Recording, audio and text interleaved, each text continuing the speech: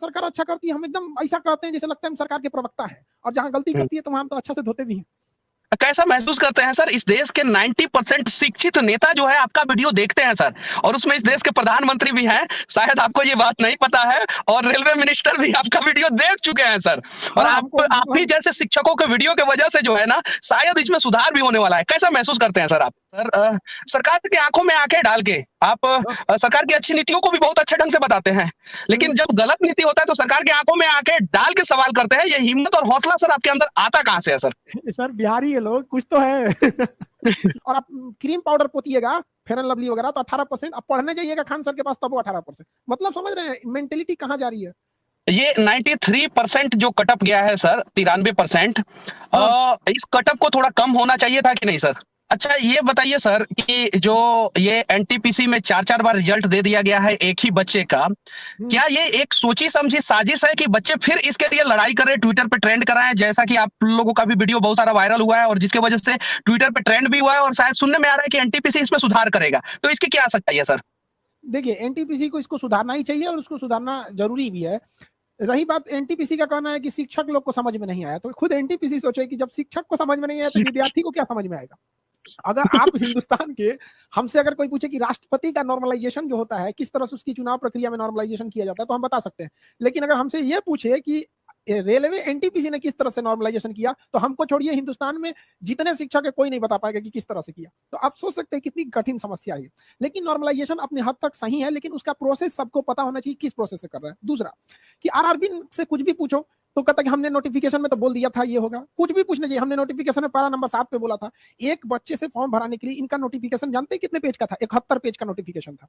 सोचिए 71 पेज का नोटिफिकेशन, लड़का बैठ के पढ़ेगा, उसके सामने एग्जाम फॉर्म जल्दी भरना होता है वरना कभी ट्रैफिक भर जाएगा, डेट खत्म हो जाएगा ये। और अगर एनटीपीसी को आरआरबी को ये कहना है कि नहीं हमने नोटिफिकेशन में ये कहा था, तो यही आरआरबी एनटीपीसी ने कहा था कि हम एग्जाम जून 2019 में ले लेंगे। तो कहां गया मतलब ये नोटिफिकेशन? ये 2022 आ रहा है, तो 2019 में बोल के 2021 में एग्जाम लिया गया, तो वहां नोटिफिकेशन नहीं आ रहा है।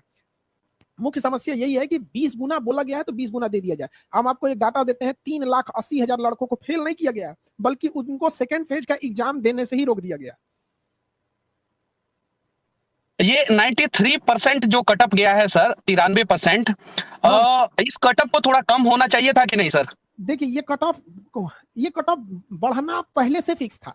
जिस हिसाब से रेलवे ने इस पर मतलब क्या किया, नहीं होता है तो कुछ कुछ नए नए चीजों को सीखना। अब आपको अपने से एक बात सोचिए कि एक सिंगल एग्जाम लिए हैं, उस एग्जाम में रेलवे ने कहा कि ग्रेजुएशन वाला भी लड़का भरे और इंटरमीडिएट वाला भी लड़का भरे। आप बताइए फायदा किसको होगा? जेन्युइन है ग्रेजुएशन वालों को होगा।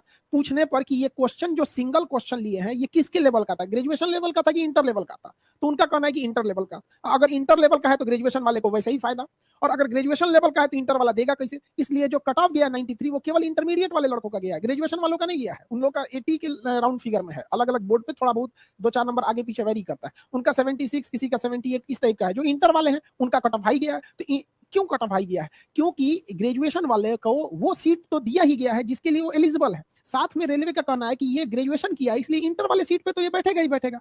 तो भाई आप दो अलग अलग एग्जाम ले लीजिए, तब ना हो सकता है उसको कि कोई आईएएस का एग्जाम पास किया, प्री पास किया, तो आप क्या मान लेंगे कि वो पीसीएस का भी पास कर सकता है? आपका मैंने वीडियो देखा सर, और आपका वीडियो देखने के बाद मैं रेल मंत्रालय के पास गया था, रेल भवन के पास, और वहां से वीडियो बनाया सर। आप उसमें बहुत गुस्से में लग रहे थे और बोल रहे थे सर कि अगर बच्चे नहीं उतरेंगे तो हम उतार देंगे, और दिल्ली का उतना क्षेत्रफल नहीं है जितने इस देश में युवा हैं। युवाओं के प्रति इतना प्रेम आपके दिल में कैसे आता है सर? इसके बारे में थोड़ा बताएं। इस देश का भविष्य हम आपको बोलते हैं मनीष जी, अगर आपको 1 साल के लिए अगर मतलब 1 साल की योजना बनानी है तो आप चावल की खेती कीजिए। लेकिन अगर आपको 10 साल की योजना बनाना, आप शीशम का पेड़ लगा दीजिए। लेकिन अगर आप चाहते हैं कि हमारा 1000 साल आगे सुरक्षित रहे तो युवाओं को शिक्षित कीजिए। तो क्या करेंगे हम शिक्षित करके? हम तो चाहते हैं अगला 1000 साल तक भारत सही रहे, अगले 1000 की प्लानिंग है हमारी। तो वो अब आप एक कोई पढ़ता क्यों है? कहीं ना कहीं अगर वो खुद में अनसिक्योर हो जाएगा तो क्यों पढ़ेगा? लोग कहते हैं कि सब नौकरी थोड़ी करेगा, बिजनेस भी करो। अच्छा तो ट्रेनवा कौन चलाएगा? बिजनेसमैन। स्टेशन मास्टर कौन बनेगा? बिजनेसमैन। बताइए दरोगा कौन बनेगा? बिजनेसमैन। सर आपके पीछे जो है डिस्प्ले पे कलाम साहब एक स्माइल फेस के साथ हैं, और एक कहावत है कि मैंने देखा अल्लाह राम एक थे अटल एक थे कलाम। लेकिन अब उसमें कुछ चीजें जुड़ रहा है, मैंने देखा अल्लाह राम एक थे अटल एक थे कलाम, और एक खान सर हैं थे नहीं हैं। और आपके अंदर लोग जो है अल्लाह और राम दोनों का मतलब कि सूरत देख रहे हैं। एक सवाल मैं पूछना चाहता हूं सर, बहुत इंपॉर्टेंट सवाल है। बहुत रिस्पेक्ट के नजर से जो है ना देश के लोग देखते हैं, क्योंकि मैं केरल में गया था, तो वहां पे जब मैंने बोला कि मैं बिहार से आया हूं, तो वहां का एक ऑटो ड्राइवर बोला कि वही जो खान सर। तो हाँ, मैं बोला हाँ, तो उसने बोला क्या कि मेरा बच्चा खान सर का मतलब कि वीडियो देखता है और उनसे पढ़ता है।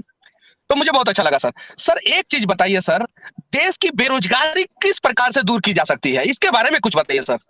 देखिए सर, बेरोजगारी का लड़कों का जो शिक्षा का स्टैंडर्ड है ना, स्टैंडर्ड एक उसको वो स्टैंडर्ड की पढ़ाई नहीं पढ़ पा रहा है, वो ग्रेजुएशन में जा रहा है। एक हर टीचर से पूछिए कि तुम प्राइवेट टीचर बनना चाहते हो कि सरकारी, तो कहेगा हम सरकारी टीचर बनना चाहते हैं, लेकिन अपने बच्चे को प्राइवेट स्कूल में पढ़ाना चाहता है, क्योंकि वही सरकारी स्कूल वाला अपने बच्चे को बर्बाद किया है। एक अच्छी शिक्षा दीजिए, आप उसको कुछ मत दीजिए, आप उसको रोटी कपड़ा मकान मत दीजिए, उसे एक बेहतर शिक्षा दीजिए। देखिए रोटी कपड़ा मकान छीन लेगा, वो छीन लेगा वो।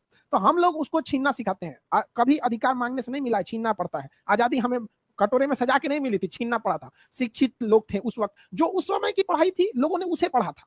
लेकिन जो अभी की पढ़ाई है, टेक्निकल चीज हर चीज है, तो हम जब तक शिक्षित नहीं कीजिएगा कुछ नहीं होगा। शिक्षा के स्टैंडर्ड को बढ़ाना पड़ेगा। आप देखेंगे, हमको बड़ा खुशी होती है इस बात को देख के कि छोटा छोटा लड़का जिन्हें हम तो बहुत मतलब आफ्टर ग्रेजुएशन वालों को ही हम पढ़ाते हैं, मतलब एटलीस्ट इंटर पढ़ा होना चाहिए, उसके नीचे वाले को हम लोग क्या पढ़ाएंगे।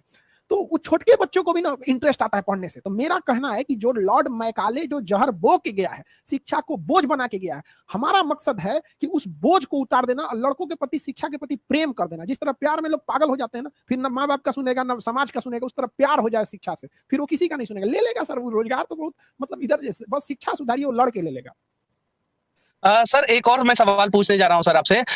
ये जो सरकारी वैकेंसियां हैं वो धीरे धीरे कम की जा रही है और कुछ जगहों पे खत्म की जा रही है। जैसे बैंकिंग का था, उसमें सीटें बहुत कम कर दी गई और बहुत सारे बैंकों को बेच दिया गया। रेलवे में बहुत सारे टीटी जो है वो प्राइवेट हो गए हैं, गार्ड प्राइवेट हो गए हैं, स्टेशन पे टिकट काउंटर पे टिकट काटने वाले लोग प्राइवेट हो गए हैं, सफाई कर्मी प्राइवेट है। और भी बहुत सारे सेक्टर में आर्मी का भी जो वैकेंसी है वो समय पे नहीं निकाला जा रहा है, दौड़ होने के बाद भी वो समय पे वैकेंसी क्लियर नहीं किया जा रहा है। इन सब चीजों को कैसे समय पे किया जाए, और क्या ये सरकार की सोची समझी साजिश है कि युवाओं का भविष्य बर्बाद किया जाए, इस पे आपका क्या राय है सर? सर देखिए, ये सब चीजों को उठाने के लिए, देश के आगे जाने के लिए मीडिया होना चाहिए। आप कुछ जैसे आप हैं, आप किसी भी चीज को बढ़ चढ़ के उठाते हैं। आपको क्या लगता है कि आपके जो पत्रकार की कैटेगरी है, क्या आपको लगता है कि जितनी ईमानदारी से आप करते हैं, क्या बाकी लोग भी कर रहे हैं? बहुत गिने चुने मिलेंगे लोग आपको। तो ये तो उन लोग को उठाने की जरूरत है। हम आपको इन सिंपल सा बात बताते हैं। रेलवे ने जो वैकेंसी दिया था, 37,000 वैकेंसी दिया था, 37,000 2019 में दिया था। अगर वो 5-5 या 10-10 हजार करके हर साल दे देता तो एक फ्लो बना रहता लड़कों का सिलेक्शन में। ये बताइए, जो 2019 में फॉर्म भरा था, उसको पता कब चलेगा कि वो फेल हो गया? पता है 2024 में।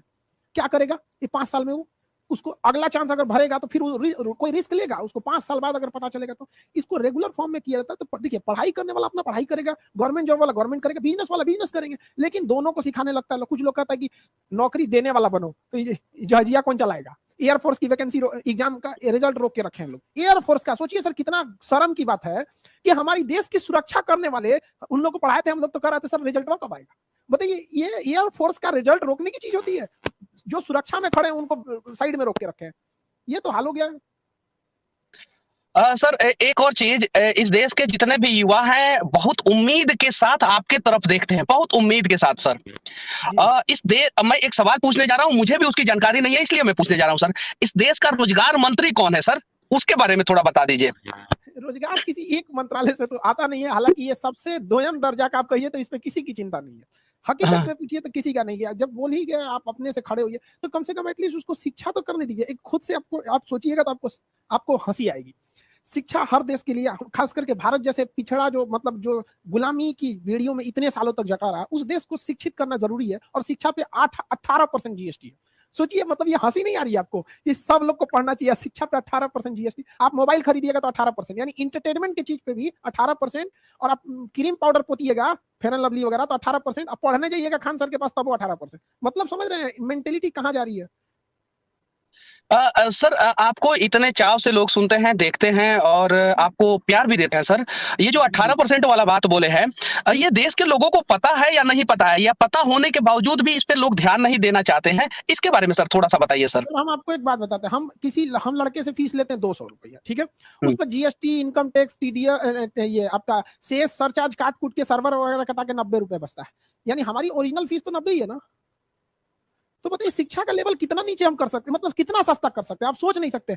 हमको लोग, अगर हम अपनी फीस आज को 10,000 करेंगे तो भी लोग देंगे। लोग अलग अलग जगहों पे अलग अलग फी होती है, अलग अलग सब्जेक्ट पे भी वेरी कर सकता है। कोई बड़ा है, मान के चलिए किसी में 10 टीचर पढ़ा रहे हैं तो उसमें हम 200 नहीं कर सकते, उसमें थोड़ा करना पड़ेगा। लेकिन आप सोचिए, हमको हमारा राजीव गांधी का मतलब कहना था जब वो प्रधानमंत्री थे, 100 रुपया ऊपर से चलता है तो 35 से 40 रुपया गांव तक पहुंच पाता है। लेकिन हम बोलते हैं कि हम अगर यहाँ से जो पढ़ाते हैं, देश का अंतिम गांव कन्याकुमारी तक में भी 100% पहुंचता है, क्योंकि 100% ईमानदारी से आदमी पढ़ाता है, इसलिए 100% पहुंचता है। वहां से भी अगर 100% ईमानदारी से चलेगा ना तो 100% पहुंचेगा।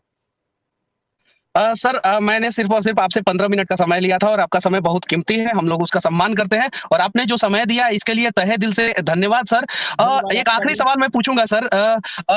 सोनू सूद के पास भी मैं जब गया था तो वहाँ पे कुछ हाँ लोग मिले थे और सोनू सूद भी बाकायदा आपको जानते हैं, जो अरे आपने हमको, उनके लिए एक वीडियो बनाया था। सर, धन्यवाद धन्यवाद। बहुत कड़वा सवाल है सर। सरकार की आँखों में आँखें डाल के आप सरकार की अच्छी नीतियों को भी बहुत अच्छे ढंग से बताते हैं, लेकिन जब गलत नीति होता है तो सरकार की आँखों में आँखें डाल के सवाल करते हैं। ये हिम्मत और हौसला सर आपके अंदर आता कहाँ से है सर? सर बिहारी है लोग, कुछ तो है। ये ये ये चीज आप पूछ रहे हैं, आप बताइए कब आप डरे हैं किसी से पूछने में? नहीं ना। यही तो एक चीज है कि आदमी नहीं रोक सकता है। आप अच्छा करिएगा, हम आपको अच्छा से करेंगे, यही कहा जाता है। हम लोग को, बच्चों को भी यही सिखाते हैं कि अगर कोई अच्छा करे तो पैर पड़ के उसको प्रणाम करो, और गलत करे तो वही लात चला दो। दोनों में पीछे मत रहना है। तो ये चीज होनी चाहिए, किसी से नहीं। जो गलत है गलत है। अभी प्रधानमंत्री की सुरक्षा में जो चूक हुआ था, हमने 7-8 पॉइंट बताया था जिसमें एसपीजी ने गलती किया था। और जहां भी आप मैंने हमको देखा था वीडियो। देखिएगा, हाँ, तो हमने जहां सरकार अच्छा करती है हम एकदम ऐसा कहते हैं जैसे लगता है हम सरकार के प्रवक्ता हैं, और जहां गलती करती है तो हम तो अच्छा से धोते भी हैं। कैसा महसूस करते हैं सर? इस देश के 90% शिक्षित नेता जो है आपका वीडियो देखते हैं सर, और उसमें इस देश के प्रधानमंत्री भी हैं। शायद आपको ये बात नहीं पता है, और रेलवे मिनिस्टर भी आपका वीडियो देख चुके हैं सर। और हाँ हमको आप ही जैसे शिक्षकों के वीडियो की वजह से जो है ना, शायद इसमें सुधार भी होने वाला है। कैसा महसूस करते हैं सर आप? देखिए, हर कोई इंसान को हम कैसे महसूस कर सकते हैं। हमको काफी मतलब, मेरा सपना रहता है कि देश बदलना चाहिए। तो देश बदलने में ना काफी वो, मतलब आप थकवे नहीं कीजिएगा। जब आपको लग जाए कि नहीं, हमको एक देश के पूरे सिस्टम को, जो अंग्रेज जो गड्ढा खोद के गए उसको बदलने, तो एक काफी खुशी होती है ना कि अब एक ऐसी पीढ़ी जाग रही है जिसे रोकना बड़ा मुश्किल हो जाएगा, बहुत मुश्किल हो जाएगा। ऐसी पीढ़ी जाग रही है और शिक्षा के क्षेत्र से ही जागेगी, उसको हम जगा के रहेंगे। लेकिन हाँ, यही कोशिश करना रहता है कि हर इंसान नहीं पढ़ सकता है। आपको विश्वास नहीं होगा, हम एक बार जा रहे थे, ऐसे गाड़ी में जाम लगी थी। आप पटना में तो है, हम आपको क्या बताएं, जाम यहाँ की कॉमन समस्या रहती है। तो एक आदमी सब्जी बेच रहा था ठेले पे, और उसका बेटा ना क्लास कर रहा था, हमारा ही क्लास लेके। तो हम गाड़ी का शीशा नीचे करके हम कहे, बाबू किसका क्लास कर रहे हो? तो कह रहा है डिस्टर्ब मत करो हमको। फिर ध्यान से देखा तो कह रहा है प्रणाम सर। तो सोचिए सर, ठेला वाला का लड़का कहाँ से बड़ी बड़ी फीस देके पढ़ सकता है? तो हम भी यही कहते हैं, हमारा मुख्य उद्देश्य ये रहता है कि कम से कम फी में बेहतर से बेहतर शिक्षा गांव के, कन्याकुमारी के आखिरी गांव तक पहुंचना चाहिए। मैं केरल के तिरुवनंतपुरम में था, तो आपके बारे में ऑटो ड्राइवर ने बताया था मुझे। बहुत अच्छा लगा सर कि आपने अपना कीमती समय दिया, इसके लिए आपको तहे दिल से धन्यवाद। आखिरी में सिर्फ और सिर्फ एक मैसेज इस देश के युवाओं को दीजिए, जिससे वो इस देश में क्रांति लाएं, और पॉजिटिव क्रांति लाएं, ताकि अपना देश जो है ना, वो महाशक्ति बन सके, विश्वगुरु बन सके। एक मैसेज सर युवाओं के लिए। देखिए कि हर युवाओं को क्या कहा जाए, तलवारों के साए में इतिहास हमारा बनता है। जिस ओर जवानी चलती है उस ओर जमाना चलता है। युवाओं को भी कहते हैं कि डिस्ट्रैक्शन से बचिए, निरंतरता से पढ़ते रहिए। पढ़ाई ही एक ऐसा चीज है जो आपको अभी भी आपके हाथ में, आपका फ्यूचर का हथियार है। अगर आपके पास शिक्षा आया तो हर चीज को आप लड़ के ले सकते हैं।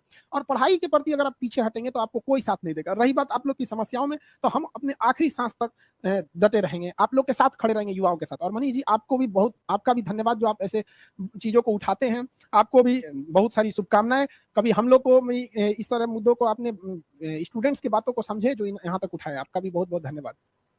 भविष्य के आप कलाम हैं इस देश के, जैसे आधुनिक भारत के निर्माता कलाम थे। मिसाइल के द्वारा उन्होंने आधुनिक भारत का निर्माण किया था, वैसे ही डिजिटल युग में जो है आधुनिक भारत का निर्माण जो है आप कर रहे हैं एजुकेशन के सेक्टर से। सच तक न्यूज में आप जुड़े, हमें समय दिए। जरूर कहना चाहेंगे आपको कि देखिए, ऐसा नहीं है कि अगर लोग खान सर को जानते हैं तो ऐसा नहीं। हर गली में एक लड़का है, हर भारत के हर मोहल्ले में एक कलाम है। आप उसको मौका दे के देखिए, वो देश की सूरत बदल देगा। बस आपको खोज के देखिए। हमको आज के वक्त में भी फेसबुक चलाने नहीं आता है, आज के वक्त में भी। I don't know how to use Facebook. हमारा नहीं आता है, लेकिन फिर भी लॉकडाउन के वजह से मजबूरी में हमको सीखना पड़ा। ये सब चीज हमको नहीं आता था कैसे चलाने के लिए। तो हम हर लोगों को कहते हैं कि आपको जरूरी नहीं कि आप हर, मतलब बस देश के युवाओं को एक जामवंत की जरूरत है, फिर हर गली से एक हनुमान निकलेगा। सच तक न्यूज में जुड़ने के लिए सर बहुत बहुत धन्यवाद। और आखिरी में मैं सर आपको सिर्फ एक ही बात कहूंगा, जय हिंद सर। जय हिंद, जय हिंद, जय।